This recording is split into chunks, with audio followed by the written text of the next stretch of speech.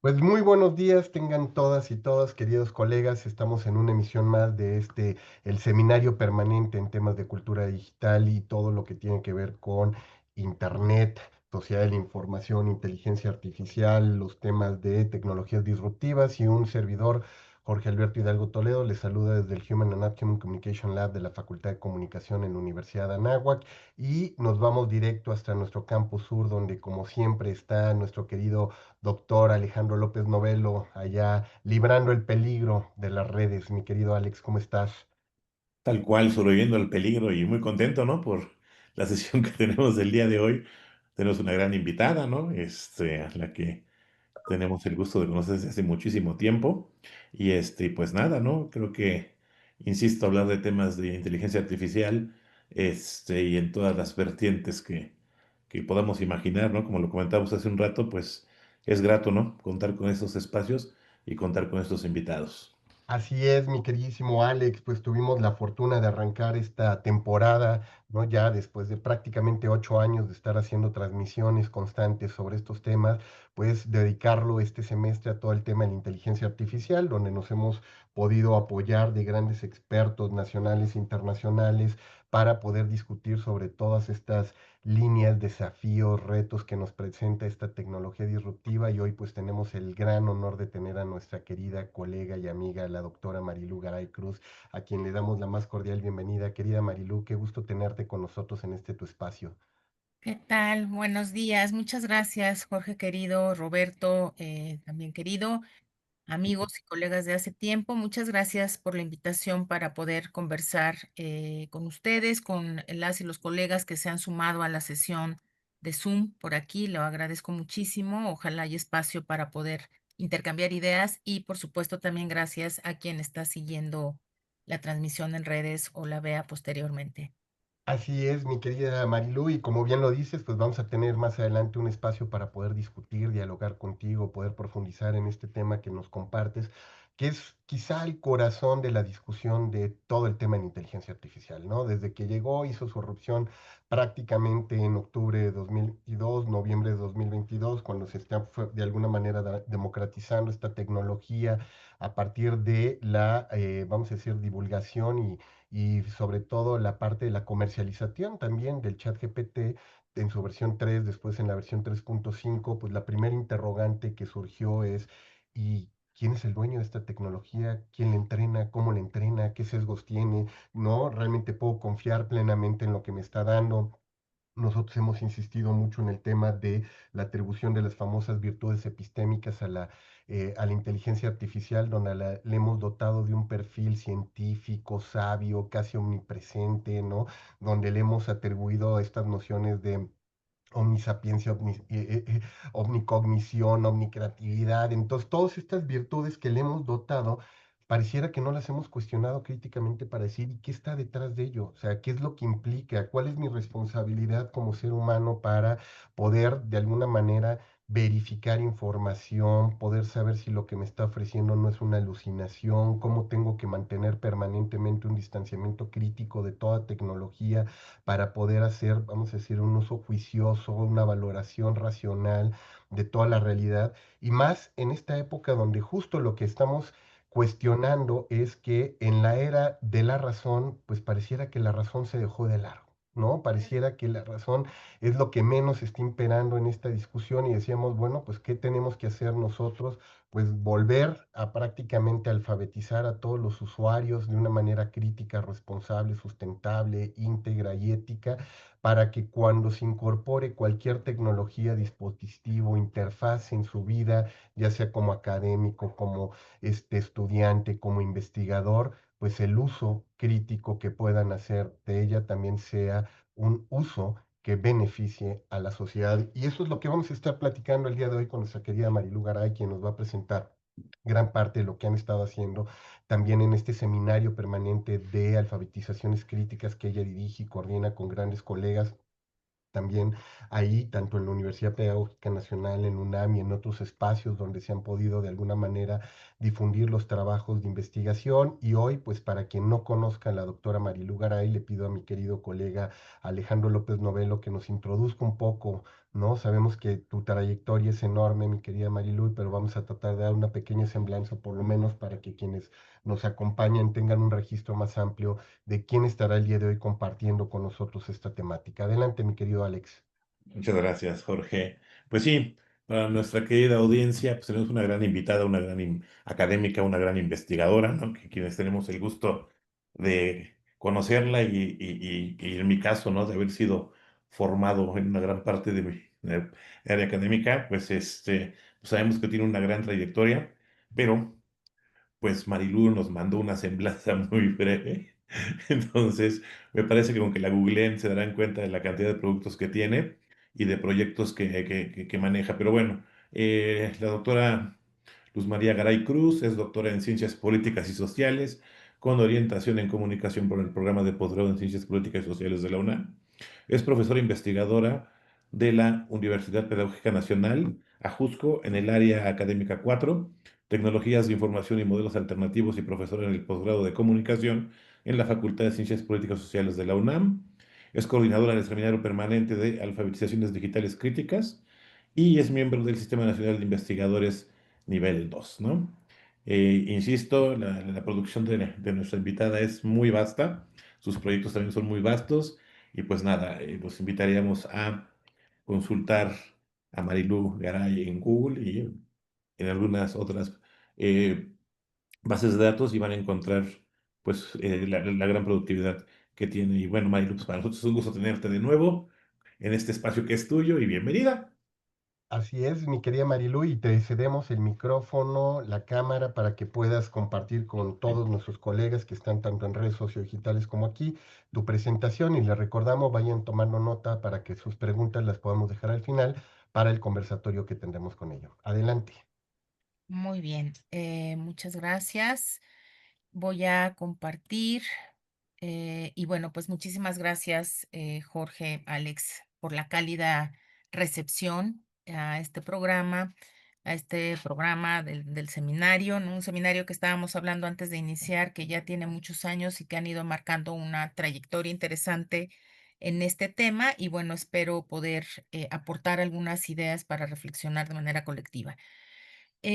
Agradezco mucho la introducción que hizo Jorge sobre eso, cómo él, y yo coincido con él, coloca en el centro de muchas discusiones el tema del pensamiento crítico, justamente, ¿no? Porque mucho hablamos en general sobre la necesidad de formar el pensamiento crítico, pero me parece que nos hace falta como detenernos a ver algunos puntos clave que son necesarios, ¿no?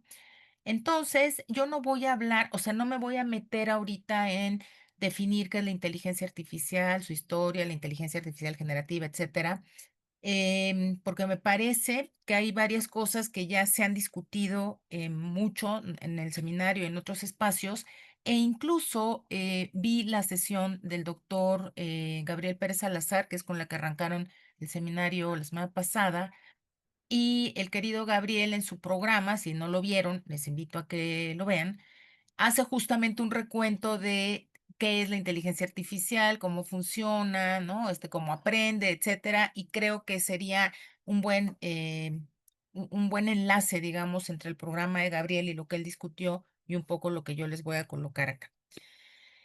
Entonces, pues para hablar de pensamiento crítico, me parece que una de las primeras cosas que tenemos que empezar a recordar es qué es el pensamiento. Sin meternos, digamos, a teoría psicológica y demás, simplemente me parece que es importante que recordemos que cuando hablamos de pensamiento estamos hablando de esto que les coloqué aquí, que es la actividad mental que permite generar ideas, interpretar la realidad, que ese es un punto importante, y establecer relaciones entre conceptos, ¿no?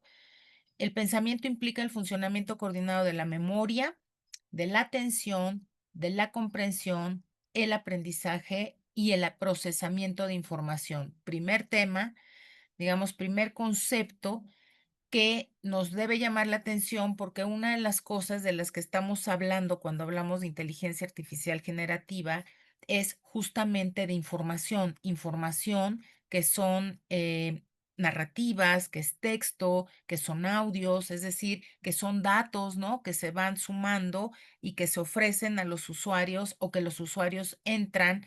a las distintas plataformas, servicios, ¿no? Apps de inteligencia artificial y lo que están buscando es información.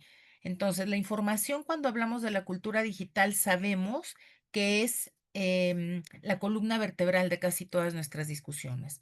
Y habría que empezar desde ahí a relacionar esto que es el pensamiento con lo que es la información, el procesamiento de la información y qué es lo que hace el pensamiento cuando estamos hablando de información. ¿Para qué nos sirve el pensamiento? No el crítico todavía, simplemente el pensamiento, ¿no? Pues nos sirve para tomar decisiones, para anticipar consecuencias, que es estas lecturas de contexto, ¿no? Que tenemos rápidamente, somos capaces de leer la realidad y anticipar cosas. Se va a caer el vaso, se va a caer el niño, se va a parar el carro, va a llover, veo el reloj, tengo que tomar decisiones. Todo el tiempo estamos tomando decisiones, anticipando consecuencias, resolviendo problemas, desde los más básicos hasta los más complejos. Pero también nos sirve este pensamiento general para imaginar y para reflexionar. Es importante recordar aquí que todo contenido mental, todo lo que nutre, digamos, alimenta nuestro pensamiento, está ahí presente, que son ideas, creencias, recuerdos y emociones. Y empezamos a marcar, yo sé que es una discusión amplia, ¿no? Esta discusión de qué hace distinta la inteligencia artificial y la inteligencia artificial generativa de la inteligencia humana, y sé que hay muchas discusiones ahí. Aquí lo que yo estoy tratando de que coloquemos y pensemos juntas y juntos es algunos elementos que nos dan el toque de lo netamente humano, digamos, ¿no? Que son las creencias, por ejemplo, los recuerdos y las emociones. A partir de ahí, habría que recordar también que tenemos distintos tipos de pensamiento, ¿no? Analítico, creativo, inductivo, deductivo, convergente, y finalmente está el pensamiento crítico, este que nos convoca esta mañana. Y ahora sí, el pensamiento crítico tiene varias funciones, forma parte de las funciones superiores, digamos, ¿no? Pero una de las cosas clave que hay que ir recordando toda esta charla, digamos, es que el pensamiento crítico nos sirve para analizar. Y cuando hablamos de información, justo Jorge lo decía en su introducción a la sesión, nos preocupa, ¿no? En general, con todo lo que es la tecnología digital y la producción de información, nos ha preocupado históricamente analizar esa información, identificar qué es lo que está pasando ahí, quiénes son las fuentes, quién paga por ella, quién la distribuye, cómo la distribuyen, por qué tendrá ese tono, ese sesgo, ese énfasis, etcétera. Entonces, todo el tiempo estamos trabajando en el análisis de esa información, pero el pensamiento crítico hace más cosas o nos ayuda a hacer más cosas. Analiza, compara y evalúa ideas antes de aceptarlas como verdaderas. En un mundo ideal, cuando estamos de cara a redes sociales digitales o cuando estamos de cara a información que nos ofrece, digamos, algunas respuestas producidas en la inteligencia artificial generativa, en el mundo ideal, lo que tendríamos que estar haciendo es analizando esa información, comparándola con otras fuentes y evaluando las ideas antes de aceptarlas como verdaderas. Sabemos que eso no pasa. Sabemos que no pasa porque tenemos ejemplos en la vida cotidiana, ¿no? Tenemos cada día, no sé si cada día, pero muy frecuentemente vemos notas en el periódico, en el radio, etcétera, que nos están diciendo, eh, tal fotografía era falsa. Recién hubo alguna, me parece, de López Obrador, bueno, siempre hay de López Obrador con alguien, ¿no? Para vincularlo con el narcotráfico. Imágenes de la devastación natural en algún lugar en específico que resulta que también era generada con inteligencia artificial y bueno, también era información falsa. Pero lo que vemos es que las personas usuarias de todos estos contenidos no necesariamente pasan por esto de analizar, comparar y evaluar antes de aceptar como verdadero, y lo que hacen es compartirla, retuitearla, comentarla, porque ahí encuentran cosas que ahorita más adelante vamos a ir sumando. Lo que se pone en juego, lo que se mueve cuando llega esta información, pues evidentemente son una serie de lo que teníamos en el slide anterior, es una serie de creencias, de experiencias y de posiciones de pensamiento, digamos, ¿no? de juicios y de prejuicios que hemos construido previamente. Y entonces el pensamiento crítico lo que necesita es que lo acompañemos para el desarrollo. Y ahora voy a llegar a ese punto. Entonces, estas ideas, ¿no? De las que estamos hablando aquí, pues pueden ser de distintos, en distintos formatos, géneros, en fin, ¿no? Es información, es imágenes, es narrativas, y evidentemente esto pues es clave para el uso de la inteligencia artificial generativa. Ay, ya no avanza, ahí está. Bueno, entonces están las funciones, les decía, las funciones superiores del pensamiento, ¿no? Seguimos ya con el crítico, y este pone en juego estas tres funciones clave: razonamiento, atención y memoria. Son las que están ahí todo el tiempo. El razonamiento nos importa mucho porque el razonamiento conlleva evidentemente un trabajo de análisis y de reflexión. Cuando hablamos de evaluación en el pensamiento crítico, o sea, recuerden que o sea, las definiciones, al final les voy a compartir las referencias, pero en las definiciones que estuve revisando para integrar nuestra presentación de esta mañana, es reiterado, ¿no? Que nos están hablando de que el pensamiento crítico implica evaluar, ¿no? Y evaluar conlleva una serie de cosas que aquí está colocada. Implica experiencia. O sea, es cómo evalúo yo una imagen, cómo evalúo yo una narrativa, cómo evalúo cierta información si no tengo experiencia en el tema, si no tengo experiencia en hacer análisis de información, si no tengo experiencia en el manejo de ciertos lenguajes visuales, por ejemplo, si no tengo experiencia social de vida para poder comprender qué es eso que me están colocando ahí, lo que me están contando, lo que me están compartiendo en un audio o en un texto, etcétera. Y esa experiencia es una experiencia que atraviesa por una parte clave que es la socialización, de la cual hablaré en un momento, ¿no? Pero entonces, evaluar, cuando hablamos de evaluar en el pensamiento crítico, es experiencia, es observación, es otra vez análisis, discriminación, comparación. Son todas estas competencias y habilidades que se tienen que ir incorporando para hablar de pensamiento crítico. Las estamos diciendo de manera pues muy sencilla y muy rápida y muy esquemática, pero cada una de ellas implica un trabajo de guía y de formación importante, ¿no? En la pequeña imagen que elegí para acompañar esta idea, ahí vean, la muñequita esta tiene algunas de las actividades, ¿no?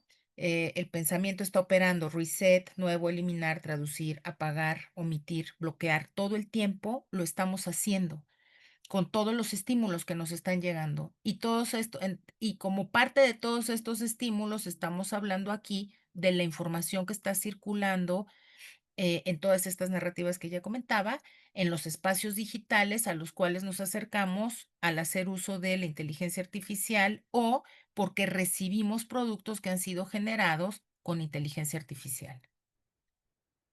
Y ahí empieza esta dimensión humana, digamos, ¿no? El pensamiento humano que implica el pensamiento crítico, que está implicando, recordemos, es análisis, es evaluación, es discriminación, pone en juego la experiencia. Y entonces, este pensamiento crítico que implica análisis y reflexión, se dice otra vez muy sencillo: pues sí, hay que desarrollar el pensamiento crítico, pero el pensamiento crítico es una cosa que se tiene que construir todos los días. Es un trabajo cotidiano, no es desarrollar pensamiento crítico para una cosa y ya. El pensamiento crítico forma parte de digamos, de nuestras herramientas de mediación constantes con el mundo. Y en el caso específico que a nosotros nos interesa aquí, pues es el de la cultura digital, la información y, por supuesto, todo lo que suceda con la inteligencia artificial en general y la inteligencia artificial generativa. Estaba leyendo que ahora en esta subdivisión de inteligencia artificial también ya se está hablando muy claramente de la emocional. Y bueno, pues habrá que ver, ¿no? Porque ahí están avanzando muy rápidamente las cosas. Entonces, bueno, el pensamiento crítico es básicamente, netamente, por definición, humano.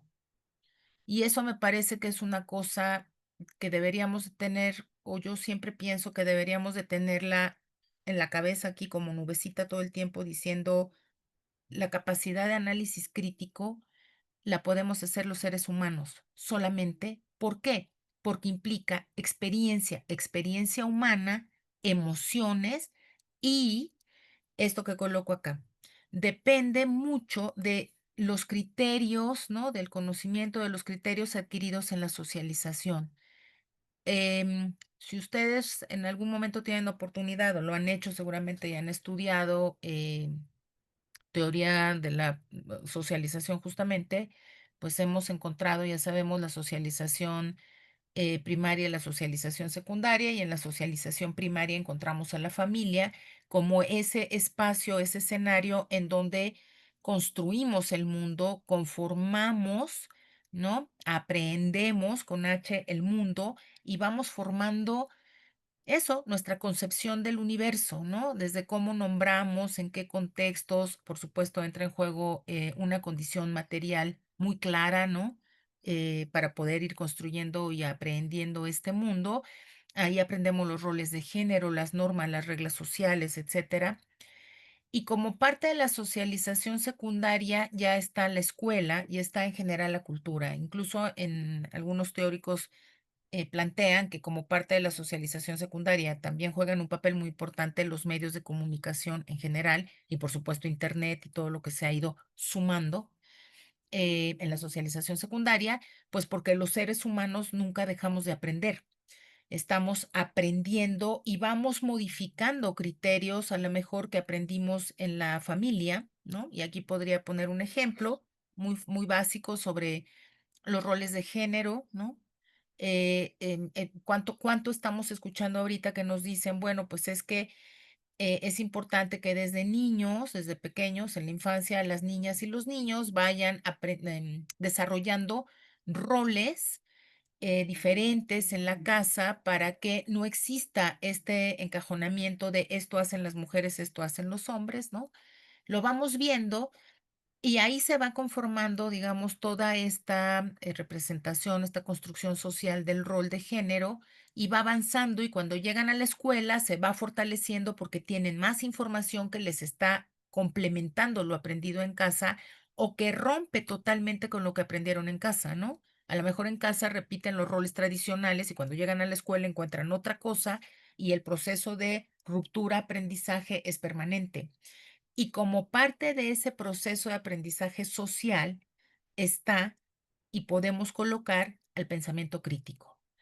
Entonces, em, esta experiencia de la socialización es la que me parece debe de preocuparnos mucho en este momento para ver qué estamos haciendo y cómo se está promoviendo el pensamiento crítico de cara a la inteligencia artificial. Y les decía yo, el pensamiento crítico, y lo puse ahí en amarillo, se aprende. O sea, el pensamiento crítico requiere mucho trabajo. Ahí lo pongo también, se guía socialmente. Y por lo tanto es una tarea permanente. Es una tarea que comienza en casa, en la familia, les decía yo, pero que sigue en la escuela, pero que sigue en la calle, pero...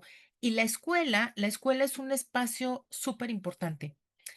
Y cuando hablo de escuela, hablo de educación básica, por supuesto, pero también hablo de los siguientes niveles educativos, incluida, por supuesto, la educación superior, es decir, nuestro trabajo en las universidades, además de formar en las disciplinas específicas, sigue siendo un trabajo constante de pensamiento crítico, es decir, seguimos guiando y discutiendo y conformándonos todos en esta lógica de ir viendo y analizando información, ¿no?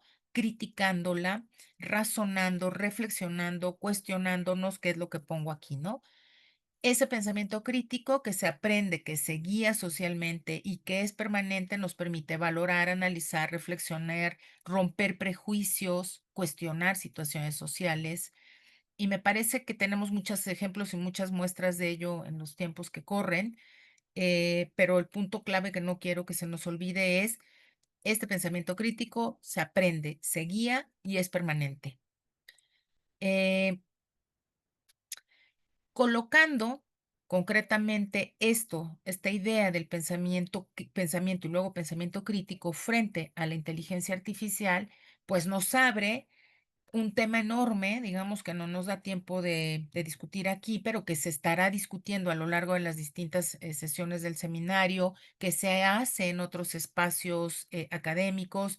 Hablábamos hace un momento, Jorge Alberto y Roberto Alejandro y yo, un poco un observatorio de inteligencia artificial en espacios educativos de educación superior, en donde por supuesto que nos preocupan cosas que hay que ir a discutir sobre las profesiones en el futuro, ¿no? Las currículas de nuestras universidades, las especialistas en género están muy preocupadas porque está pasando con la inteligencia artificial y el sesgo de género. Las feministas y la violencia digital están muy preocupadas por el uso. En fin, o sea, es claro que la inteligencia artificial llegó y es disruptiva en muchos sentidos y nos está haciendo replantearnos cosas y me parece que en ese replantearnos cosas tenemos que detenernos a ver por qué es necesario y por qué es clave este desarrollo del pensamiento crítico. No hay fórmulas, pero tiene que haber estrategias. Eh, el contexto aquí ya se los decía, ¿no? Una cosa constante de preocupación son las falsas noticias, ¿no? Tenemos un contexto de guerra propicio para estar circulando noticias falsas, ¿no? O favorecer todo este fenómeno de la desinformación, que ya sabemos que es más complejo que las noticias falsas, pero me centraré en esta. Em, tenemos un regreso preocupante de las derechas en el mundo en general, ¿no? De un conservadurismo que nos preocupa mucho porque deja en el olvido luchas sociales importantes de las mujeres, por ejemplo, ¿no? Una constante desigualdad, los sesgos de género, que por más que hemos avanzado en busca de la igualdad de género, seguimos encontrando problemas fuertes, ¿no? Y la inteligencia artificial, en los productos de la inteligencia artificial, pues encontramos, es muy común encontrar estos problemas del contexto, ¿no? Sesgos, errores, imprecisiones en las narrativas, en los datos, en la información.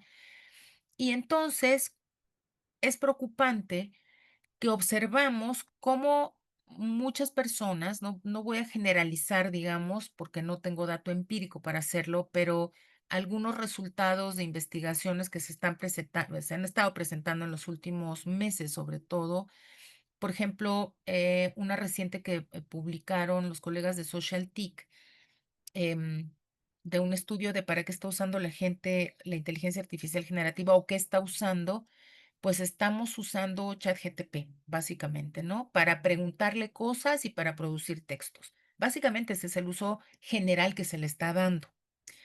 Y en esos textos que se producen, cuando se empieza a observar con un lente más cuidadoso, pues empezamos a encontrar esos sesgos, errores, imprecisiones en toda esta información. Y seguramente ustedes lo saben, como yo últimamente también he estado viendo, con datos que se están ofreciendo, es las personas promedio se están saltando ya de entrar a páginas web o de entrar a blogs o de entrar a artículos o a revistas, etcétera, y se están quedando con la respuesta que les está ofreciendo el ChatGPT en turno, ¿no?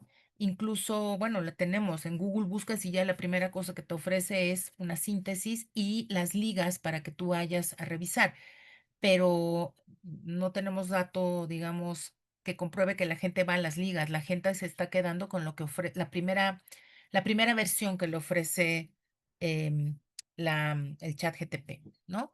Y ahí, pues hay un gran riesgo porque encontramos muchas de estas cosas, sesgos, errores, imprecisiones en datos y en información. Entonces, me parece que queda muy claro que necesitamos hacer pausa y pensar en este pensamiento crítico como clave para entrar a, a discutir la inteligencia artificial, a usarla como consumidores o usarla para producir cosas, ¿no?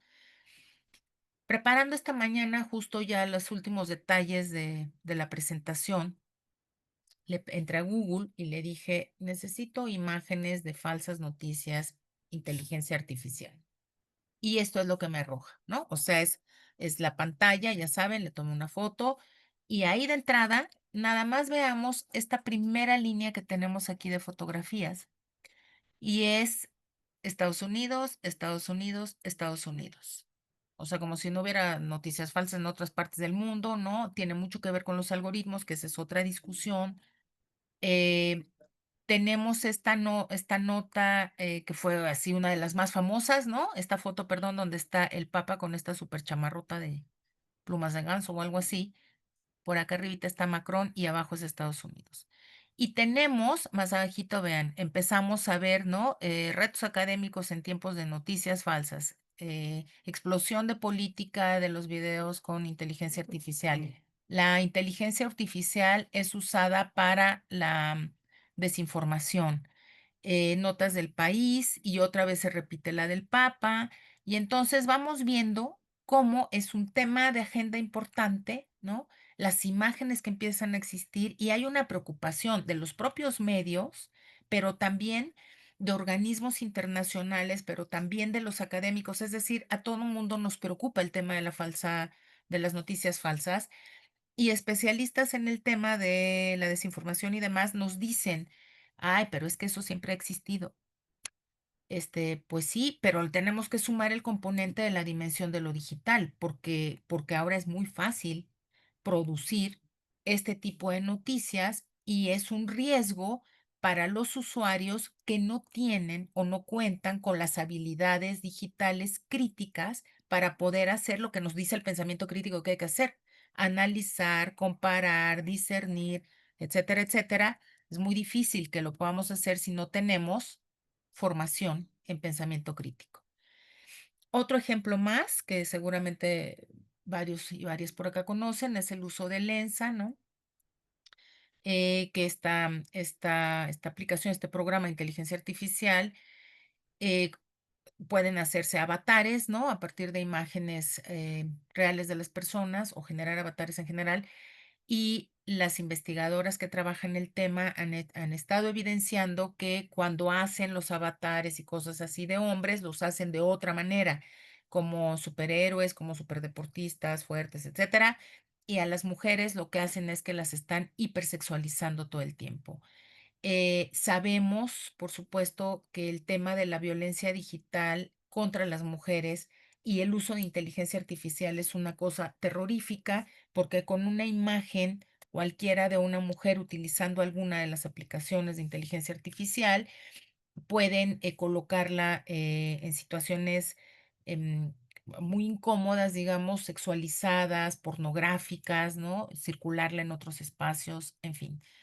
Em, estaba viendo recién, y perdón por el comentario muy de vida cotidiana, pero no sé si ustedes han visto esta serie de The Morning Show de Jennifer Aniston y su personaje Alex Levy, creo que se llama. Y bueno, el chiste es que vi el último capítulo de la nueva temporada y ella es víctima justamente de un doblaje de su voz, en donde utilizan inteligencia artificial. El contexto es que vienen las Olimpiadas del 24 y quieren que los videos de ella tengan audio en todos los idiomas que se hablan en el mundo casi, y para eso utilizan la inteligencia artificial para sintetizar su voz, ¿no? Y sucede algo en donde la meten en un problema, en fin, y entonces lo que encuentran es que alguien utilizó la inteligencia artificial para hacer este doblaje de su voz, cosa que es de una serie de ficción, pero sabemos que en la vida operativa real de los políticos, las mujeres, la gente de poder, en fin, han sido víctimas también de este tipo de prácticas, ¿no? Pero en la serie, ella dice, voy a ver qué hay de mí y la inteligencia artificial y lo que encuentra la horroriza, porque bueno, ya se las estoy spoilereando si no la han visto, perdón, pero son videos pornográficos de ella, ¿no? Con su voz, con la imagen, etcétera. Y entonces yo sé que es un capítulo de ficción de una serie, pero es algo que pasa constantemente a mujeres de carne y hueso, que una foto que se sustrae de alguno de sus espacios digitales termina en ese tipo de producción. Entonces, ahí tenemos un problema, me parece muy fuerte y que amerita un programa completo para discutirse desde otro lado en relación con algo que yo he estado trabajando en los últimos años, que es la prevención de la violencia digital contra las mujeres, pero la verdad es que la inteligencia artificial nos supera por mucho en las posibilidades de autocuidado de lo que estamos hablando. Y ahí es cuando yo digo que la dimensión de la inteligencia artificial si es algo totalmente novedoso, disruptivo, que nos debe de preocupar mucho. Un último ejemplo. Tomé una cita, ahí está la liga de una investigación para ver el sesgo de género y vean lo que dice. Algoritmos de Google, Microsoft y Amazon etiquetan a las mujeres, las imágenes de mujeres en situaciones cotidianas como hacer ejercicio, usar ropa interior, sexualmente sugerentes, etcétera, en comparación con lo que hace con los hombres. Y eso obviamente es un ejemplo más que subraya la necesidad de abordar la discriminación de género, ¿no? Que está arraigadísima en las bases de datos y algoritmos que se utilizan en la inteligencia artificial. Podríamos hacer ejemplos similares con raza, condición de clase, en fin, otras cosas, pero bueno, tomé estos como ejemplo. Y aquí tenemos dos imágenes que si ustedes las ven, es una de hice en grande una de las pequeñitas del mosaico. Y bueno, ahí está otra vez, ¿no? Macron, el Papa, Trump. Si nosotros ponemos esta imagen a un grupo de personas en algún lugar del mundo, digamos, ¿no? Que no tenga tanta relación con política internacional, por ejemplo, ¿no? En este caso, porque el Papa evidentemente es mucho más conocido, que no ubican mucho la imagen de Macron, ¿no? Pues podrían decirnos muchas cosas de esa imagen y no sabrían si es falsa o es verdadera. A lo mejor les salta porque él está de traje, ¿no? Y los demás, los policías, ¿por qué lo están agarrando? ¿En dónde es? ¿Qué está pasando? Yo no sé si esos policías que parecen Robocop, ¿de dónde son? ¿No? O son de Francia o serán de otro país o qué. O sea, me van surgiendo una serie de preguntas, pues porque no es algo con lo que yo tenga, y ahí viene otra de nuestras palabras clave, experiencia. O sea, la experiencia de consumo de la imagen, de la narrativa, de la información, es algo que forma parte de esto que históricamente en la comunicación hemos analizado como parte de los consumos y la recepción. Tenemos dietas, tenemos aprendizajes, y eso es lo que ponemos en juego cuando mediamos con nuevos contenidos y nueva información y nuevas imágenes. Y hay cosas que nos pueden parecer totalmente ajenas y que no tenemos referentes para poder saber si eso es verdad o es mentira. Empezando por ahí, me parece que tendríamos que detenernos a pensar mucho todo lo que estamos hablando sobre inteligencia artificial. Ese sería en general. Si ponemos esta, pues a todos los mexicanos evidentemente nos hace sentido, tenemos referentes, tenemos posición política, tenemos punto de vista, por supuesto que ubicamos quiénes son los dos de la foto, ¿no? Y sabemos que este tipo de imágenes juega muchísimo en la disputa política en nuestro país actualmente, frente a un gobierno, ¿no? Como el de la 4T, y los grupos que están en contra de este gobierno eh, y que quieren hacer esta relación permanentemente, ¿no? Con este hashtag que es histórico del narcopresidente, en fin, etcétera. Y hace un par de días, ¿no?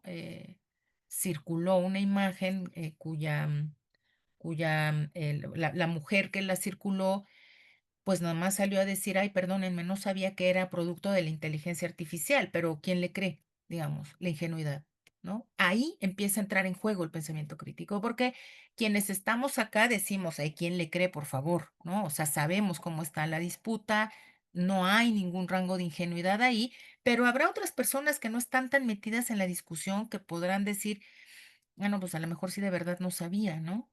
Y ya luego discutimos la responsabilidad periodística, después discutimos eso, pero de entrada, esta foto en otro contexto no genera el mismo revuelo, no hay la misma, no tiene el mismo impacto, no pone en juego las mismas experiencias, análisis y reflexiones que pone en juego con sujetos que estamos inmersos en la cotidianidad con estos sujetos que están ahí. Luego, entonces, fíjense, hasta ahí no sé si hay alguna cosa que quieran que me detenga, alguna duda, y si no, bueno, pues seguimos avanzando. Em, entonces, cuando hablamos de pensamiento crítico, todo el mundo nos dice, es que hay que usarlo. Ajá, pero ¿qué, de dónde sale o cómo? Y ya acá fuimos viendo, pues, que tiene ciertas funciones, que requiere ciertas condiciones y sobre todo que se enseña, que se forma, que se guía y que es permanente. Y justo con el boom de la inteligencia artificial, pero siempre ha pasado con la radio, con la tele, con los medios, con internet, con los blogs, con las redes sociales, siempre nos dicen, hay que cuestionar la información. y sí, hay que cuestionarla. Pero yo nos invito a que nos preguntemos desde dónde la cuestionamos. Es decir, ¿qué quieres que yo le cuestione a la información? Porque habrá información que no me es relevante. Habrá otra información que me es relevante, pero que no tengo experiencia para analizarla, no tengo elementos para analizarla. Y habrá otra información que voy a cuestionar desde mi experiencia y mi conocimiento previo. Y ahí hay un riesgo que son los famosos sesgos cognitivos que también ya me imagino han hablado en algún otro momento también en el seminario o en otros espacios, ¿no? Es pues claro, yo coincido con lo que estoy viendo ahí, luego entonces le creo y ya no quiero hacer ningún tipo de reflexión. Y el pensamiento crítico de lo que se trata es justo de cuestionar, o sea, cuestionar más allá de mi forma de pensar, de mi prejuicio, ¿no? De mi construcción de estereotipos y de mi comodidad de pensamiento. O sea, lo que tengo que hacer es incomodarme, es preguntarme cosas y a lo mejor las respuestas no me van a gustar nada, pero eso es formar el pensamiento crítico, ¿no? Reconocer que hay otras formas de construir el mundo, que hay, y que en esas otras formas de construir el mundo, pues puede haber muchos sesgos igual, y hay muchas intenciones también de manipular la información. No nos manipulan a nosotros, lo intentan, todo el tiempo lo intentan, pero nosotros tenemos toda esta experiencia y este conocimiento previo que nos va ayudando a fortalecer el pensamiento crítico. Y aquí me detengo a que recordemos nada más, porque no quiero que pensemos que la gente no pensamos, no, la gente pensamos, acabamos de decir que el pensamiento es netamente humano y todo el tiempo estamos tomando decisiones, pensando, analizando, construyendo, creando, etcétera, ¿no? Entonces, somos personas con experiencias, somos sujetos, hombres y mujeres, en contextos sociohistóricos muy específicos, lo que implica hablar de edad, de género, de clase social, de nivel educativo. Somos sujetos que mediamos en el mundo, pero mediamos con los contenidos mediáticos, digitales y todo lo generado con inteligencia artificial. Y cuando mediamos, aceptamos, negociamos, ¿no? Negamos, aceptamos totalmente o relegamos, discutimos, en fin. Entonces, somos sujetos con agencia, eso no hay que olvidarlo nunca, pero la agencia necesita herramientas y el pensamiento crítico es una de las herramientas más importantes de la agencia humana para lidiar con todos los cambios que se están generando con la inteligencia artificial. Desde la comunicación, históricamente hemos aprendido mucho esto. Hay que hacer análisis crítico de la información, ya saben, mensajes, etcétera, ¿no? Sí que, pero ¿qué quiere usted que yo analice? Ah, pues hay que analizar los elementos que constituyen los mensajes. Muy bien. Quienes estamos aquí y en otros espacios, o sea, los podríamos empezar a enumerar, ¿no? ¿Qué constituye un mensaje? El contenido, el orden del contenido. Hay una intención, por lo tanto hay un propósito, qué tipo de lenguaje se está usando. Todo eso lo sabemos, pues porque somos especialistas en el tema, pero pensemos cuando le decimos a personas que no tienen este tipo de formación y de habilidades previas y le decimos, pues es que analiza el mensaje, y dices, no, pero, ¿qué analizo? O sea, ¿cómo lo hago? Y eso se nos olvida cuando hablamos de pensamiento crítico y de análisis de cosas, queremos que la gente en automático lo sepa hacer. Y ojo, sí, las personas desde su experiencia pueden hacer un cierto nivel de análisis, pero no necesariamente crítico. Por eso, insisto, el pensamiento crítico requiere formación. Y nos dicen a quiénes representa, ¿no? Analice usted ese mensaje, ¿a quién representa? ¿Cómo lo representa? ¿Desde dónde se enuncia la información? Pues sí, todo esto yo estoy muy de acuerdo. Nosotros especialistas sí estamos obligadísimos a hacer esto con toda la información que consumimos, que compartimos, que producimos, ¿no? ¿A quién queremos poner? A ver, por ejemplo, si alguien hiciera un análisis de mi presentación, dicen, a ver, esta profesora, ¿por qué insiste en dar ejemplos de mujeres y género? Es muy claro, porque es parte de mi trabajo y es parte de mi interés en la investigación. Otro colega u otra colega a lo mejor entran por otro lado y hablan del medio ambiente, hablan de la guerra, hablan de clase social, qué sé yo, ¿no? O sea, hay una intención siempre que está presente en los mensajes que vamos construyendo. A quién coloco, cómo las coloco, ¿no? Y desde dónde se está haciendo esta enunciación de la información. Este es un ejemplo, si quisiéramos hacer un análisis de las imágenes que les compartí, nosotros podríamos hacer esto porque somos especialistas en el área, pero ¿qué hacemos con quien no? Bueno, pues con quien no, y aquí lo pongo en amarillo, estas son más cosas que nos piden hacer. No acepte, evalúe la fiabilidad, hay que saber detectar sesgos, errores, etcétera. Compare resultados, ¿no? Estas, pues no son recetas, digamos, pero estas sugerencias que todo el tiempo estamos haciendo quienes trabajamos alfabetizaciones digitales, mediáticas, informacionales, críticas, todo el tiempo estamos insistiendo en que hay que aprender a hacer esto. Sí, pero la gran pregunta que yo quiero que pensemos juntos y juntas es ¿quién nos enseña? ¿Cómo desarrollamos esas habilidades? O sea, ¿cómo hacemos para identificar sesgos si yo vivo en una experiencia en donde esos sesgos no me son visibles, porque forman parte de la cotidianidad? ¿Cómo hago para identificar información falsa si no soy especialista en el tema? Bueno, pues implica trabajo, implica aprender estrategias, ¿no? Para ir viendo, em, no sé, esto que trabajan los colegas de la Universidad de Guadalajara de la cátedra AMIDI, pues eso, tienen mucho trabajo hecho, manuales, ¿no? Guías, etcétera, para trabajar con información falsa, cómo la puedo identificar, contrastar, etcétera. Pero pues alguien tiene que hacer esas guías, compartirlas, promover que las usemos y así entonces estamos trabajando en el desarrollo del pensamiento crítico, porque, insisto, esas habilidades se desarrollan. Por lo tanto, estamos en un desafío muy complejo porque es poner en juego viejas habilidades para desarrollar nuevas habilidades y fortalecer el pensamiento crítico. Yo tengo muchos años trabajando con tres categorías, que es habilidades instrumentales, cognitivo-críticas, que es básicamente esto que estamos compartiendo hoy, y comunicativas. Y las estoy revisando constantemente y la inteligencia artificial me viene a mover todo, como a muchos y muchas que andamos acá, pues porque es que esas habilidades siguen ahí presentes, pero en el escenario de la inteligencia artificial estamos hablando ya de otra cosa. Hay que problematizarlas desde otro lado, hay que entender que el desarrollo es distinto. Por ejemplo, eso a mí me sorprende cada vez que veo ejemplos o escucho a la gente, ¿no? Pues utilicé el chat GTP para que me hiciera la imagen de no sé qué cosa. Entonces dices, claro, ahí puso, ¿qué habilidad puso en juego? Porque no puso una habilidad instrumental, no tuvo más que tener un uso muy básico, digamos, de la tecnología, un reconocimiento del lenguaje con el que quiere hablar con el chat GTP, un saber dar la instrucción, que ese me parece que es otro tema, ¿no? El famoso prompt, que implica habilidad cognitiva, no crítica todavía, pero sí cognitiva, lo cognitivo es aprendizaje.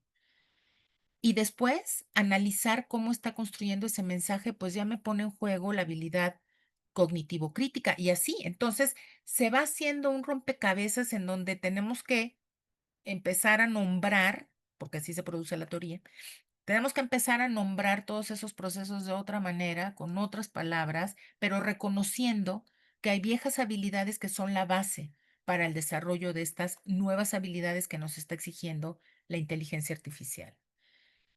A manera de ir cerrando, digamos, esto que estructura en tres partes, pensamiento crítico, inteligencia artificial, cuatro partes, perdón. Esta última nos lleva ya a pensar qué hacemos. Tal vez para quienes estamos aquí tampoco es una novedad y quienes nos vean más adelante, nos estén viendo en redes, tampoco es una novedad que el pensamiento crítico no es algo que apareció ahorita. El pensamiento crítico forma parte del estudio de la psicología, por supuesto, pero ha estado presente todo el tiempo en el sector educativo, sobre todo cuando hablamos de enseñanza. La enseñanza ha propuesto históricamente estrategias para el desarrollo del pensamiento crítico. Ahí hay tres muy básicas, ¿no? El role playing, los estudios de caso, la resolución de problemas, pero hay muchos más. Y se trabaja desde la infancia. Desde la infancia en la escuela, si ustedes ven, ahí les ponía un ejemplito, ¿no? Ahorita aquí les pongo otro. La escuela está preocupada, todo el tiempo ha estado preocupada. Hay libros y libros. Freire ha trabajado y trabajó históricamente esto. Bell Hooks en la corriente feminista, pues, eso, enseñemos pensamiento crítico. O sea, pero vean cómo es enseñemos pensamiento crítico, construyámoslo colectivamente, guiémoslo, porque es que no se aprende solito, no, no forma parte como de algo que está ahí puesto en los escenarios naturales, no, tenemos que estarlo construyendo constantemente y la socialización, y me regreso al principio, la socialización es clave. La socialización con pares, la socialización en la familia, en la escuela, en fin, porque recuerden, todo el tiempo estamos aprendiendo. Y ahí la escuela dice 12 divertidas actividades para mejorar el pensamiento crítico y creativo, ¿no? Hay que pensar, hay que hacer. Si ustedes googlean, encuentran cualquier cantidad de estrategias que la escuela ha ido desarrollando. Desde la comunicación educativa también tenemos trabajo de muchos años, más de 40 años, que hemos trabajado en alfabetización mediática y digital y recepción crítica, que promueven esto que hemos venido hablando, el análisis de información y la formación del pensamiento crítico, y lo hemos hecho con los medios de comunicación colectiva, la prensa, la radio, el cine, la tele. Nos generaba preocupación de los comerciales que están haciendo, las telenovelas que están contando, las notas del periódico, por qué las estructuran así, cuál es el sentido, cuál es la orientación, qué sesgos tienen. Esas preguntas que acabamos de pasar por acá nos han preocupado siempre. Cuando irrumpe Internet y sobre todo el gran boom en el 2000, allá vamos, nos volcamos a ver ahora qué está sucediendo y evidentemente la inteligencia artificial llega y se coloca en este escenario porque además, insisto, es mucho más compleja que todo lo que veníamos estudiando. Por lo tanto, los desafíos actuales me parece, y este es uno primero en el que me quiero detener, este desafío de la inteligencia artificial, en especial la generativa, trasciende lo escolar.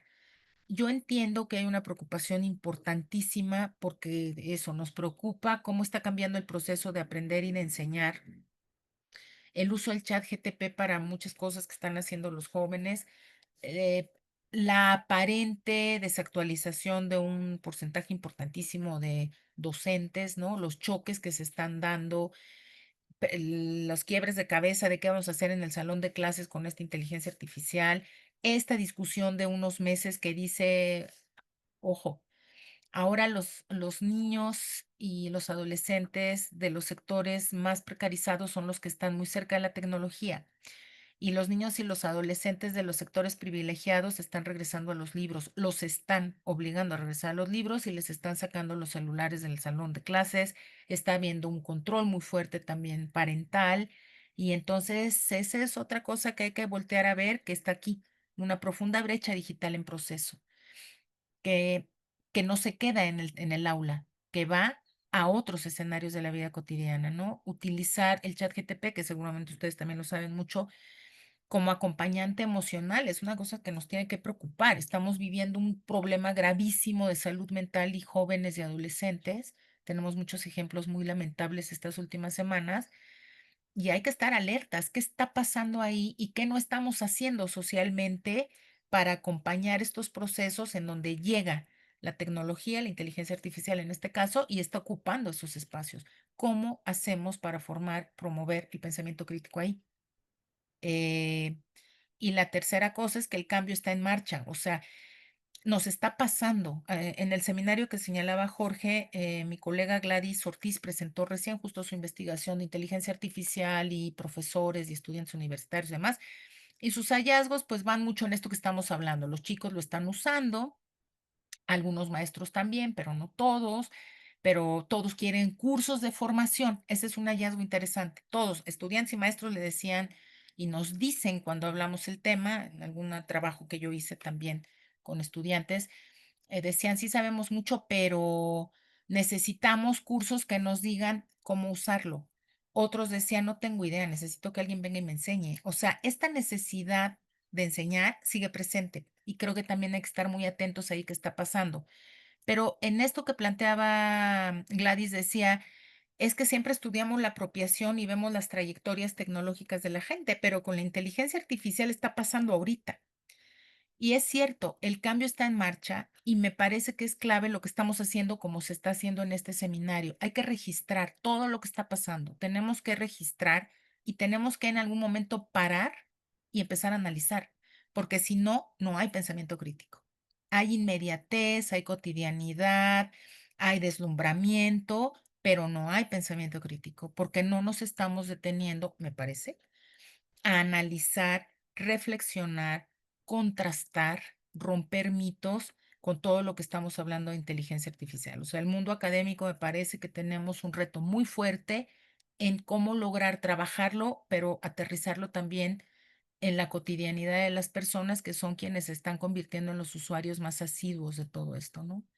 Por lo tanto, y como claves para ir cerrando, pues queda claro que es necesario desarrollar estrategias actualizadas para el desarrollo del pensamiento crítico y eso implica conocer el funcionamiento de la inteligencia artificial. Em, Hay que entrar a usarla, porque además me parece que sería ocioso no hacerlo, sería absurdo, o sea, quieres entrar a discutir de algo que no conoces, ¿no? Bueno, sobre todo porque está ahí, en lo cotidiano, porque está en nuestras aulas, porque está en nuestras investigaciones, porque está en nuestros centros de trabajo, porque está en nuestros futuros profesionales. Entonces, hay que usarla, hay que conocer cómo funciona y en ese usar, pues hay que identificar alcances y riesgos también, ¿no?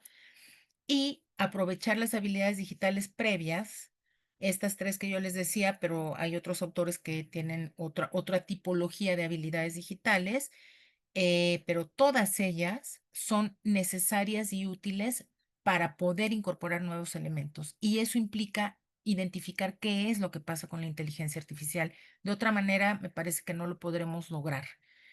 Por eso les decía que me parece que el programa de Gabriel y en la entrada del programa de Gabriel puede hacer clic con esto que estoy platicando acá, porque él sí explica muy bien, tomó mucho tiempo para explicar cómo funciona, etcétera, no solo aquí en el programa, en general, otros colegas, otros investigadores, otros textos, otros seminarios se han tomado el tiempo de decirnos, a ver, entienda, la inteligencia artificial funciona así, se alimenta de esta manera, su actuar sirve de esta forma, usted consume, pero también produce. Toda esa discusión debemos darla para poder entrar a la propuesta del desarrollo de pensamiento crítico con todo lo que ya fuimos hablando. Y en las referencias aquí les coloco dos. La doctora Beatriz Feinholz siempre me ha parecido una académica muy a la vanguardia, muy clara. Ella lo hace desde la perspectiva pedagógica, pero trabaja comunicación educativa y tiene un blog buenísimo en donde publica miles de cosas, ¿no? Y ha estado muy preocupada por la inteligencia artificial, en fin, entonces muchas ideas que yo fui construyendo también las fui dialogando mucho con el trabajo de ella y bueno, recurrí a una enciclopedia, aunque usted no lo crea, una enciclopedia Bill, para encontrar más elementos de pensamiento crítico, además de los que yo ya había buscado en otras bibliografías. Y bueno, eso sería por mi parte. Muchas gracias. Espero haber sido clara con las cuatro partes que me interesaba colocar y sobre todo generar eso, que tengamos un intercambio de ideas. Muchas gracias.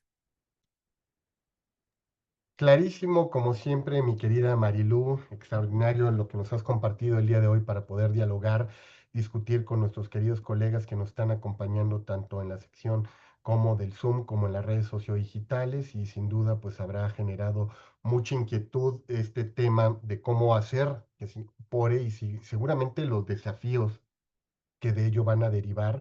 Y más que nada, Anilú, porque justo parte de lo que también estamos viendo en estos últimos días, ¿no? Es este famoso de ley slop, ¿no? Del fin del Internet como lo conocemos, un Internet donde cada vez va a costar mucho más trabajo poder identificar qué es real, qué es bueno, qué es verdadero, incluso lo bello, porque ya generó su propio canon, la inteligencia artificial a nivel estético, a nivel textual. Entonces, el no contar con estas competencias críticas, este juicio a la hora de poder cuestionar todo allá afuera, como lo has marcado, pues va a ser cada vez un problema más grave para los sistemas democráticos, para el tema de la toma de decisión, ¿no? En cualquier ámbito, no se diga el tema de la salud, ¿no? El tema de educación. Entonces, la pregunta que seguramente varios de nuestros colegas estarán pensando es, ¿qué más tendríamos que estar incorporando dentro de los procesos educativos, educación formal, institucional y no institucional, para que esto que hoy nos has venido a comentar sobre el ejercicio del pensamiento crítico lo podamos tener ya como una dinámica permanente. Sabemos que ya hay lugares en el mundo donde en la educación básica ya tienen este tipo de programas muy bien establecidos, como un programa transversal para que el niño desde su formación básica pueda hacer pensamiento crítico y cuestionar la publicidad, cuestionar lo que está pasando en la realidad, que con elementos de los medios de comunicación pueda aprender temas desde civismo, biología, de cuestiones de identidad, o sea, todos estos temas, pero ya está institucionalizado. Pero ¿qué pasa es donde nosotros todavía esto no se ha logrado generar? ¿Cómo podría ser quizá uno de estos primeros esfuerzos que tendríamos que hacer como colectivos corresponsables de esta dinámica? Y ahí sería quizá mi primer pregunta, en lo que nuestros colegas se animan un poquito a mandar sus cuestionamientos por aquí, Marilu. Sí, muchas gracias, Jorge. Pues sí, tienes toda la razón. Digamos, esta idea del pensamiento crítico, que es justo lo que yo, con lo que cerraba, ¿no? Ha sido una preocupación constante de la escuela formal, ¿no? Pero recordemos que los procesos educativos se dan en tres escenarios: formales, informales y no formales. eh, y el espacio que la escuela no logra cubrir ha sido cubierto pues en otros, por otros tipo de organizaciones, ¿no? Por ejemplo, la UNESCO está muy preocupada por el asunto y ha estado haciendo mucho trabajo, pero también colectivos y organizaciones de la sociedad civil, ¿no? Que están en este tipo de trabajo. Yo recuerdo muy bien el trabajo de las colectivas feministas, que si a alguien le interesa, puedo compartirles por ahí el texto que fue resultado de una investigación que hice del trabajo de las colectivas feministas y toda esta estrategia de uso crítico, ¿no? De lo digital, del Internet, etcétera.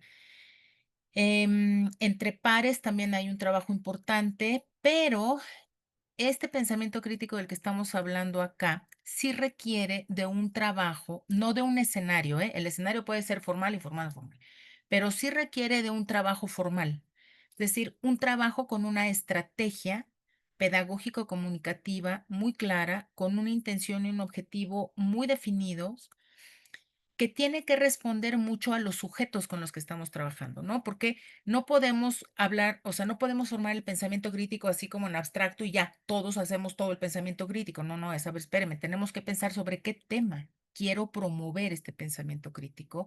Y eso me parece que lo va definiendo y por eso puede ser transversal en algún momento en las escuelas como Dinamarca, Finlandia, ¿no? Que es justo donde pasa esto que tú comentas, desde educación básica lo tienen con los medios en general y seguramente ya también con la inteligencia artificial, cosa que en México ha sido un padecer histórico en todos los sexenios. También ahí, si a alguien le importa, hice una revisión de a qué nos referimos cuando hablamos de alfabetización digital, en la educación en México en los sexenios desde Fox hasta López Obrador y seguimos el mismo problema, ¿no? O sea, es todo, pero es nada. Es muy ambiguo cuando se habla de pensamiento crítico, ¿no?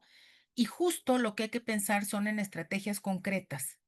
Es sobre qué quiero promover este pensamiento crítico y comenzar a trabajar en ello, sobre la desigualdad, sobre el género, sobre la pobreza, sobre la democracia, sobre la información, sobre qué. Pero fíjense cómo eso implica mucho trabajo, porque implica hablar de sujetos, y yo cuando hablo este tema con mis estudiantes de comunicación o comunicación educativa, el área de sociales, siempre les digo, esa es una beta de trabajo intelectual, pero también profesional muy importante, porque cada vez requerimos más personas especializadas que generen estas estrategias, y por estrategia me refiero a programas de televisión, blogs, talleres, cursos, o sea, estrategia, en donde promuevan este tipo de formación de pensamiento crítico, ¿no? Entonces, me parece que la respuesta está ahí, Jorge. O sea, ¿cómo hacemos? Y es lo que yo les decía, hagamos la pausa necesaria. O sea, detengámonos de la locura y digamos, ¿en dónde quiero entrar a analizar y comenzar a promover el pensamiento crítico entre quiénes? Hombres, mujeres, niños, estudiantes, ¿quiénes? O sea, es una estrategia comunicativa, ir delimitando y pensando muchas cosas, ¿no? Por ahí creo que iría un poco, Jorge. Excelente, Marilu. Pues llegan las preguntas por aquí, Osvaldo Moreno. Osvaldo, ya te abrimos micrófono, ya puedes abrir por ahí seguramente también cámara por si quieres hacer la pregunta de manera directa. Sí, mira, no me dejaba habilitar la cámara todavía. Ahorita déjanos darte ahí el permiso, ya deberías de poder. A ver, Bueno, ahí está ya, perfecto. listo. Pues muchísimas Adelante, gracias, Osvaldo. Marilu, gracias, Jorge. Me pareció muy interesante el planteamiento que das y el enfoque. Y esa parte que dices que hay que volver a viejas habilidades para enfrentar las nuevas habilidades. Eso me encanta porque vemos que al final de cuentas todo es un ciclo y volvemos siempre al origen. En este sentido, yo te preguntaría de qué forma ese pensamiento crítico podemos democratizarlo. Tú hablas de una amplitud extensa, de hay que ver sectores, si es social, político, económico, hombres, mujeres, pero mira algo muy básico y muy urgente. ¿De qué manera podemos hacer desde la academia, no desde el gobierno, porque tú ya puntualizaste que a los gobiernos no les interesa, lamentablemente, o al menos eso parecería, pero nosotros desde la academia, ¿de qué forma podemos fomentar un pensamiento crítico, sobre todo para inteligencia artificial generativa? Preventivo por los riesgos de las fake news y todo esto que planteaste muy bien, y por otra parte propositivo, no satanizarla, propositivo, que afortunadamente hoy gracias a la democratización de la tecnología está al alcance de casi cualquier persona, pero nos falta esa formación propositiva para que la inteligencia artificial mejore mi calidad de vida, mi calidad de aprendizaje, mi calidad de pensamiento, hasta mi acercamiento al arte, que es maravilloso en este sentido. ¿Qué se te ocurre a ti o qué propondrías tú desde la academia para llegar, pensaría yo, principalmente a los niños de educación básica y media básica? Ujú. Muy bien, muchas gracias, Osvaldo. Vamos pregunta por pregunta, Jorge, o dos y Si luego quieres, como tú gustes, si quieres que soltemos a lo mejor varias preguntas, las juntamos para que tú puedas construir una respuesta. fenomenal. Vamos entonces con Maite, que por aquí también tiene su pregunta. Maite, adelante si quieres abrir tu micrófono y tu cámara.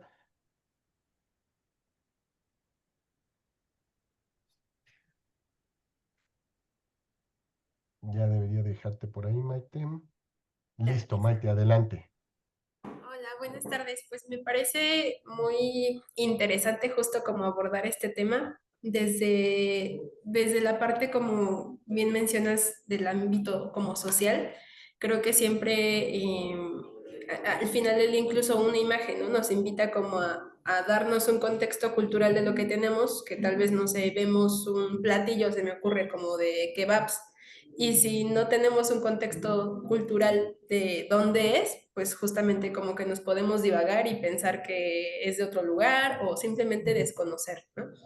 Y creo que esto que estás abordando justamente con la parte de la creación con los contenidos de inteligencia artificial, me evoca a querer de alguna manera como en el ámbito en el que ahorita estoy, por ejemplo, que es justamente marketing, me doy cuenta de que hay mucho contenido que ya se está creando justamente con esta parte de inteligencia artificial, pero me gustaría igual como conocer de alguna manera algún punto de vista que usted pudiera tener respecto a cómo a veces, por ejemplo, cuidar esta parte de una imagen, por ejemplo, institucional, que bien hacías como el ejemplo del expresidente junto con un personaje de narcotráfico. Y tenemos este contexto cultural o este contexto de lo que está pasando aquí en México, pero por ejemplo a un nivel de empresa que pudiera suscitarse alguna situación de quizás de deslealtad o de competencia, en donde quizás como para manchar la reputación de otra marca pudiéramos crear este tipo de entornos de imágenes que son de alguna manera como de falsas noticias. ¿Cómo consideraría usted que pudiera ser justamente algo importante que pudiéramos manejar como un mensaje de alerta, tanto como, pues, como colaboradores o como sociedad, ¿no? Como para poderlo integrar? Y pues bueno, esa sería mi duda. Muchas gracias. muchas gracias, Gracias, Maite. Pues Maite. si quieres, vamos, Marilu, con estas dos primeras y luego damos una siguiente ronda. Sí, claro, muy bien, gracias, Jorge. Bueno, Osvaldo, muchas gracias por el comentario, la reflexión y la pregunta. Y por ejemplo, una de las primeras cosas que me parece que tendríamos que pensar es podemos democratizar el pensamiento crítico. Es decir, la tecnología realmente ha democratizado la práctica social y empezar a problematizarnos desde ahí, Osvaldo, porque justo, o sea, cuando hablamos del acceso a la tecnología, pareciera que ya resolvimos la brecha digital, ¿cierto? Y pareciera que entonces sí, casi todos los mexicanos, hablemos de México, casi todos los mexicanos y mexicanas tienen acceso a Internet y tienen equipos de cómputo. Y podríamos pensar que ahí ya hay una democracia, digamos, del acceso a la tecnología. Pero cuando empezamos a problematizarla, tenemos que preguntarnos otras cosas. Es en qué condiciones esas personas tienen acceso a la tecnología. Y cuando pensamos en condiciones es pensar en, ¿tienen una computadora propia en algún lugar específico o se conectan desde la computadora del trabajo en un cubículo compartido? O se conectan desde una laptop em, en una biblioteca pública.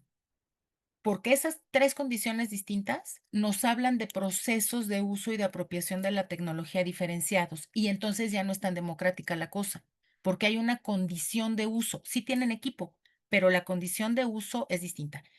Luego podemos pensar qué tipo de equipo, es nuevo, es viejo, etcétera. Luego, ¿cómo se conectan? ¿Lo pagan ellos y ellas? ¿Se los da su trabajo? ¿Qué sucede ahí? Luego le metemos el de género. ¿A qué hora se conectan las mujeres? ¿A qué hora se conectan los hombres? Y así. Y entonces, empezando ahí, ahí estamos promoviendo pensamiento crítico, Osvaldo. Entonces, la clave, me parece, del pensamiento crítico es cuestionar, pero cuestionar para incomodar. No cuestionar para darnos respuestas que nos gusten, sino eso, vamos a incomodar a la gente, vamos a incomodar y vamos a incomodarnos nosotros reconociendo pues que hay distintas condiciones, ¿no? En general, de acceso a la tecnología, de uso de la inteligencia artificial, etcétera. Y si empezamos con esos cuestionamientos, me parece que podría ser un buen primer paso para comenzar a llevar esta enseñanza del pensamiento crítico. En las escuelas, y yo coincido contigo, es el espacio ideal. En el último estudio que hice, que después se los podría comentar, que son desigualdad digital y mujeres, una de las cosas que surgen todas las narrativas de las mujeres universitarias con las que hablé en varias partes del país es que la escuela ha sido importantísima en su vida en relación con la tecnología, justo por estas desigualdades, porque muchas no tienen conectividad en casa o son equipos compartidos y entonces la escuela es un espacio muy importante en donde tienen equipo de cómputo y tienen conectividad y están más contentas, en fin, ¿no? Em, y la pregunta, o sea, la cosa ahí es, ¿y ahora cómo hacemos? Ya sitúo a estas mujeres y ahora voy a hacer, o lo que yo quisiera hacer es que juntas, esas mujeres y yo, nos empecemos a compartir experiencias y pensemos cómo hacemos para que la mayoría de las mujeres tengamos condiciones más o menos em, buenas, por emplear ese adjetivo, ¿no? Cómodas, para poder tener un acceso a la tecnología más o menos similar, que nos ponga en el mismo piso. Ya si nos ponemos a hablar de hombres, ya esa es otra historia, ¿no? Y no se trata de eso, se trata de ir colocando ideas aquí. Entonces, la escuela, pues es el espacio donde deberíamos de hacerlo y tristemente a nuestros distintos gobiernos y el sector educativo es algo que lo enuncian, pero muy en lo abstracto. Hay que promover el pensamiento crítico, pero ¿cuál? Y cuando hablan de pensamiento crítico, por lo menos en la revisión que yo hice de todo el proyecto educativo de López Obrador en relación con la tecnología, si hablan de pensamiento crítico, si hablan de ciudadanía, si hablan de violencia, pero es un tema muy satelital porque el pensamiento crítico en el que está centrado el modelo de la nueva escuela mexicana va por otro lado. Tiene que ver más con cuestionamientos de clase social y otras cosas que no nos competen a nosotros, pero con tecnología, pues sí estamos fritos. Entonces, me alegra mucho que a ti te interese pensar esto, es ¿cómo hacemos para proponer pensamiento crítico y que sea preventivo, que sea propositivo? Ahí está, tú tienes la clave, Osvaldo. ¿Por qué? Porque no es sentarnos en el lamento, es pensar, ¿y ahora qué hacemos? O sea, ¿cómo nos movemos? La inteligencia artificial ya está aquí junto con toda la tecnología. ¿Qué hacemos? E implica hacer investigaciones situadas, que es una cosa de la que yo apuesto siempre, para poner en juego pues todos los factores que ya conocemos que son relevantes, ¿no? Entonces me parece que por ahí es cuestionar todo el tiempo, es no pensar en abstracto, sino en situaciones específicas y temas que nos permitan llevar una primera discusión, que es la inteligencia artificial. Y ahí te arrancas con muchas cosas que te van dando idea de por dónde ir formando el pensamiento crítico. Y muchas gracias por tu pregunta, comentarios, bueno. Y en el caso de Maite, eh, bueno, este tema ya en la mercadotecnia y con las marcas, etcétera, pues me parece que depende de las marcas y todo lo que estamos hablando, porque si estamos hablando de marcas mundiales, el uso de la inteligencia artificial y las fake news para desacreditarse entre ellas debe ser una batalla campal. Eso me queda clarísimo, ¿no? O sea, no estamos hablando de la empresa de mi tía, estamos hablando de grandes empresas globales y también pueden ser víctimas, por supuesto, de todos estos procesos, ¿no? En estas estrategias sucias. Y lo que me parece que podría irse como pensando mucho en ese sentido es justamente en la promoción del pensamiento crítico entre los grupos de trabajo que están a cargo de los diseños, de la imagen, de las estrategias de mercadotecnia, ¿no? Pero ahí lamento a lo mejor no ser tan optimista como en el caso de lo que me pregunta Osvaldo, que es la escuela y que es otra posibilidad, ¿no? Porque en las empresas entran en juego otro tipo de intereses y no son hermanas de la caridad propiamente, ¿no? Entonces, ahí sería como un poco difícil, pero eso no significa que no sea viable como objetos de análisis y estudio ver estas batallas que se pueden dar entre estas empresas, poniéndolas siempre en contexto cultural, como bien dices tú, ¿no? Es desde dónde o qué ideas toman que pueden utilizar para estas batallas, digamos, de narrativas que se dan entre ellas. Y bueno, muchas gracias también, Maite. Gracias, Marilú. Alex, Bueno, yo nada más comentar dos cosas que me llamaron mucho la atención de la presentación de Mariló y que son dos temas, me parece, que van a estar durante mucho tiempo en la discusión y tiene que ver con este concepto de pensamiento crítico, ¿no? Que de repente, así como otros conceptos como el de pensamiento creativo, ¿no? O como el concepto de creatividad, que pareciera ser que son muy fáciles de desarrollar, ¿no? Entonces todo el mundo es creativo, ¿no? Entonces cuando te pones a estudiar de manera formal todas las implicaciones que tiene la creatividad, ¿no? Y en este caso todas las implicaciones que tiene, ¿no? El pensamiento crítico, pues entendemos que finalmente, pues es un proceso sumamente complejo, ¿no? Y como tú bien lo decías, que se desarrolla todos los días, pero aparte se aprende, ¿no? Y se entrena como la inteligencia artificial, ¿no? Se entrena todos los días. ¿Y por qué es fundamental esto? Porque lo comentaba hace unos días con Eduardo Portas, un investigador aquí de la universidad, y le decía que me llamaba la atención eh, que la gente de repente se acerca a la inteligencia artificial como si fuera el oráculo de Delfos, ¿no? Como si fuera el oráculo de Delfos. Es decir, la gente quiere certezas, ¿no? Quiere preguntas y quiere respuestas. Y entonces, ¿cómo nos acercamos, como tú lo decías en la presentación, a la inteligencia artificial si no estamos preparados, ¿no? Ni conceptualmente ni mentalmente, y como tú bien lo decías, y mucho menos nos hemos entrenado para preguntar, ¿no? Para hacer los cuestionamientos incómodos, incluso a la inteligencia artificial, ¿no? Y el otro tema, que también, que creo que es algo que siempre ha permeado tus investigaciones y las reflexiones, por lo menos desde que yo te conozco, cuando tuve la fortuna que dirigieras mi tesis de maestría, es esta idea de que las brechas digitales ya se acabaron, ¿no? Y al final del día, hoy vemos que hoy más que nunca se han hecho más grandes, ¿no? Entonces, en el imaginario colectivo probablemente, como tú lo decías, tenemos instrumentos tecnológicos a nuestro alcance, pero eso no quiere decir que estas brechas se hayan cerrado, ¿no? Al contrario, ¿no? Va más allá, son mis comentarios, querida Marilu. Muchas gracias, querido. Y sobre ese tema de las brechas, sí, pues eso, hablamos de brechas, ahora hablamos de desigualdades, ¿no? Hay una tercera como ola, digamos, de discusión sobre las brechas, la tercera brecha digital le llaman, que tiene que ver con las oportunidades. Ujú. Entonces, colocamos a la inteligencia artificial de cara a esa brecha, híjole, pues sí tenemos una desigualdad brutal, ¿no? Porque es eso, tú lo acabas de decir, querido mío, llego a usar la inteligencia artificial, pues porque ahí está en mi teléfono, literalmente, ¿no? Y llego sin ninguna herramienta de mediación de ningún tipo y luego pasan cosas terribles, ¿no? Todos se quedaran, hizo mal la tarea de física, bueno, ya está. No, no, pasan cosas muy fuertes que también me parece que cuando yo hablo del registro tenemos la obligación de hacer un registro también de esas cosas que no son tan positivas en ese sentido, ¿no? Entonces sí es como todo otro tema que está ahí y muchas gracias por tu comentario. Gracias, Marilú. Y vamos con Elena Zárate. Elena, por favor, si quieres abrir tu micrófono y tu cámara para hacer su pregunta. Adelante, Elena. Muchas gracias. Buenas tardes, muchas gracias, doctora. Me ha parecido muy interesante su intervención, su investigación, y justamente en este sentido, bueno, destaco mucho el tema del pensamiento crítico porque leí el informe del Foro Económico Mundial, que hablaba precisamente y lo seguía ponderando en este 2025 como la primera habilidad, la competencia que se busca, pero también para el 2030. ¿No? Entonces, bueno, ahí se destaca mucho la importancia. Yo realizo una investigación al respecto, no como tanto de la inteligencia artificial, sino sobre los dispositivos.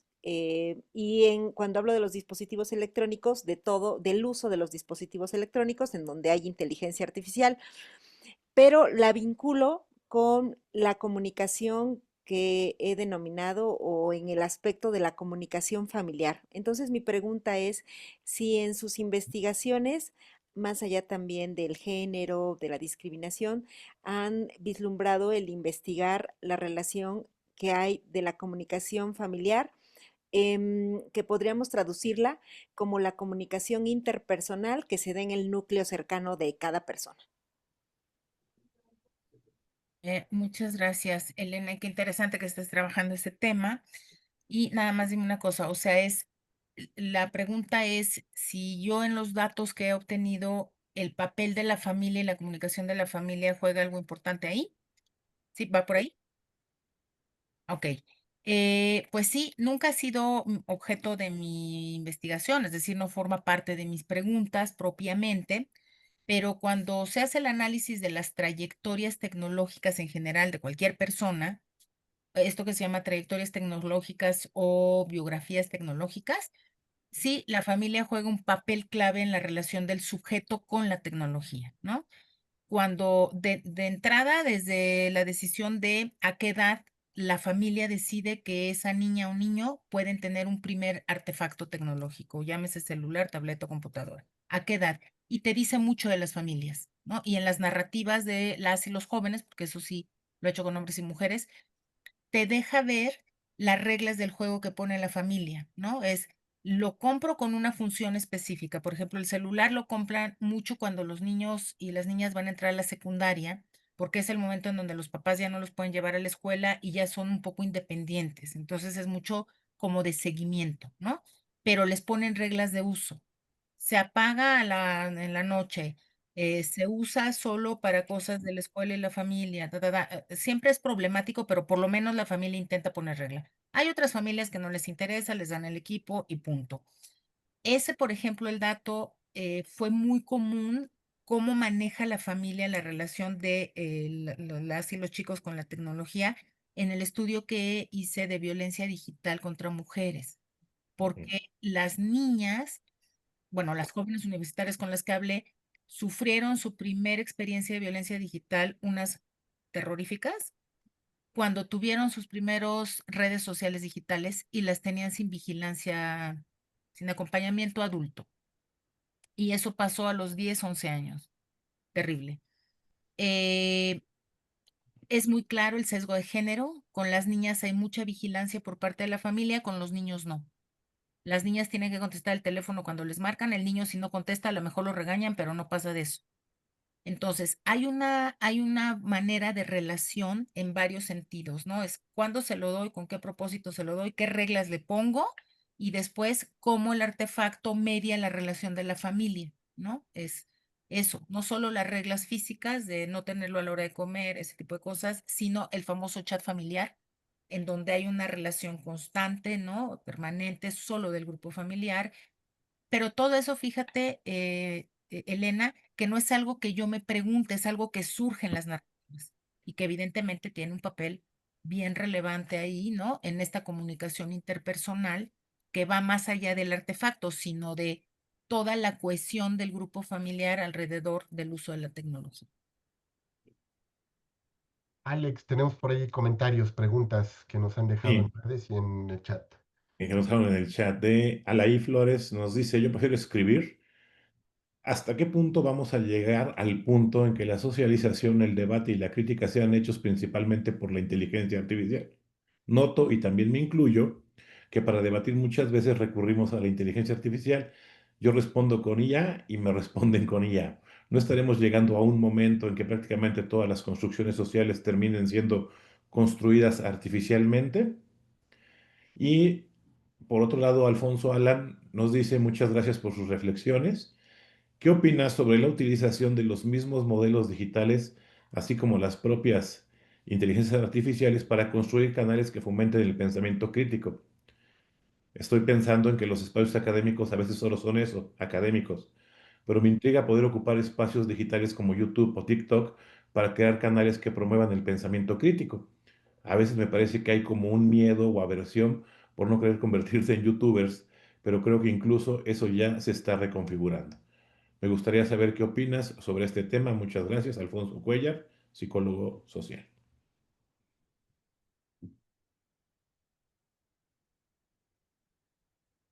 Ok, muchas gracias, Alaí Flores y Alfonso. Bueno, espero que lo que nos plantea Alaí no pase nunca. Es decir, que esta mediación, diálogo, construcción social se dé a través de lo que nos dice la IA, ojalá no pase, porque sería peligrosísimo una síntesis, ¿no? Del conocimiento humano y de la capacidad de diálogo mediada solamente por lo que nos digan unas máquinas. No le resto valor, por supuesto, a esta capacidad de síntesis y velocidad y eficiencia y tal, no lo niego, pero me parece que no vamos a llegar ahí. Confío, digamos, mucho en esta corriente también de pensamiento. No sé, por acá está un libro que me gusta mucho que se llama Desertemos de Bifo y que justo dice, a ver, espera, o sea, él y otros muchos, estoy citándolo a él, pero está, por ejemplo, este que se llama, que aquí se los muestro por ahí, ¿no? Que se llama The Slow Professor de Maggie Berg y Bárbara Sieber, está Remedios Zafra, están otros muchos filósofos, teóricos, académicos, pensadores, que ya están desde hace años diciendo, a ver, espérense, vamos a poner pausa, desertemos de todo esto. Sabemos que la pelea con el capitalismo es brutal y pareciera por momentos que la perdimos, pero yo sigo apostando, digamos, a que seamos capaces de lograr dos cosas, ¿no? Lo que dice Alfonso, es decir, reconocer que la tecnología digital es una herramienta muy poderosa que nos puede facilitar, por supuesto, coadyuvar en estrategias y metodologías para promover el pensamiento crítico, por supuesto. Aquí estamos mediados tecnológicamente y lo que estamos tratando de hacer es colocar una serie de ideas y reflexiones que se vayan a nuestro pensamiento, que se sume a nuestra experiencia, a nuestros saberes, nuestro conocimiento, y nos estamos deteniendo a hacer primeros pequeños análisis y reflexiones sobre algo que nos está preocupando, que es cómo producimos pensamiento crítico, cómo lo conformamos, cómo lo guiamos, ¿no? Entonces, me parece que es un gran ejemplo de que la tecnología, incluida la inteligencia artificial, considerada como herramienta, puede ser muy útil. Lo que tenemos que hacer, me parece, es ser muy cuidadosos en los criterios de uso con la que lo empleamos y hacer justo lo que veníamos diciendo en colectivo, ¿no? Detenernos, analizar, contrastar, reflexionar, revisar, no quedarnos con la versión de inteligencia artificial, ir a buscar en otras fuentes, incluso en fuentes digitales, por supuesto, ¿no? Libros, revistas, portales, en fin. Regresemos un poco a los libros, ¿no? Me parece, siempre dicen, ya ahora sí el libro va a desaparecer de verdad para siempre, y yo ahí lo veo, ¿no? Hay gente como yo que sigue comprando libros en papel porque nos gusta, pero no es del libro artefacto objeto, sino es el libro producción intelectual, escrita, pensada desde otro lado, ¿no? No es el soporte, son las ideas. Entonces regresemos como a todo eso y me parece que ahí se puede dar una respuesta a lo que nos pregunta Laín, ¿no? Es yo lo hago, bueno, ella nos dice, yo lo hago, entro a debates a partir solo de respuestas de inteligencia artificial. Sí, pero lo que está entrando en juego es un ejercicio de tu pensamiento también ahí, porque estás tomando decisión de qué le preguntas, cómo le preguntas y para qué le estás preguntando para contestarle a alguien más. Pues, pensar la IA como herramienta para muchas cosas me parece que es correcto, que es congruente con el mundo que corre, pero no creo, de verdad me resisto a pensar que los seres humanos terminemos en esa construcción social algorítmica, en esta construcción social ya tan definida, digamos, ¿no? No, no le estoy cancelando la posibilidad, creo que hay que discutirla, pero la construcción social del mundo se hace a partir de la socialización. Es decir, una persona, y esta discusión seguramente la recuerdan ustedes aquí, ¿no? Así es, querida Alaí, ya ubiqué muy bien qué Alaí es, creo. Colega, una colega, doctora, joven doctora, egresada de la UPN de la maestría. Em, Acá no sé, seguramente no nos suena ajeno los videojuegos. ¿Cuánto nos dijeron? Es que la gente que juega videojuegos se aísla socialmente, ya nunca va a tener interacción. Viven ahí, yo decía, claro, y no comen, no se levantan, no van al baño, no salen al parque, no, o sea, no van a la escuela, ¿o qué? No, es que hay unos que de verdad están ahí conectados todo el tiempo. Bueno, o sea, son patologías hoy. O sea, no estamos hablando de los seres humanos en general. Habrá personas que tengan alguna condición, ¿no? En serio, sí, pues patologías que están ahí todo el tiempo, pero no somos los que estamos discutiendo acá, ¿no? Que nos interesa oír a otros, que nos interesa plantear puntos de vista, que salimos a la calle, que vamos al tráfico, que no, ahí en ese caso me parece que estamos hablando de otra cosa, ¿no? Para también dejemos de demonizar tanto la tecnología. Ya ven, luego nos ponen impuestos para los videojuegos. No hay que demonizar la cosa. Pero creo que iría por ahí. Muchas gracias, ambos comentarios, Gracias. porque estoy anotando. Ahí va de nuevo a la vieja escuela. Mi presentación la hice en papel primero y luego en computadora. Perdónenme, no fui con el señor ChatGPT a que me hiciera nada. No, al contrario, más que pedir perdón, te damos un agradecimiento porque así siga, ¿no? El regresar, como decíamos, al humano, que siga siendo de alguna manera el corazón de la interacción. Nosotros seguimos insistiendo en el tema de que para nosotros no es más que una forma de expandir cognitivamente creativa, de forma analítica, es un copiloto, nunca será el sustituto y pues la idea es aprender a liderar y trabajar estratégicamente con este tipo de nuevas interfaces, tecnologías, pero como decíamos, de manera crítica, ética, responsable e íntegra. Querida Marilú, un gusto haberte tenido como siempre aquí en tu casa, de verdad un honor haberte escuchado y poder compartir con todos nuestros colegas este tema tan fascinante que nos has compartido sobre el tema del juicio y pensamiento crítico ante la tecnología y particularmente la inteligencia artificial. Y Alex, tenemos algo para Marilú el día de hoy, por Esperemos que salga la primera. sí, porque siempre salen sus partidas ahí de Game Exactamente. Boy. Ahí está. Salió la primera. Sí, pues querida doctora Luz María Garay Cruz, muchísimas gracias por haber participado el día de hoy en este webinar Pensamiento Crítico en tiempos de inteligencia artificial. Un honor para nosotros tenerte aquí en el Human and Not Human Communication Lab de la Facultad de Comunicación de la Universidad de Anáhuac. Marilú, gracias.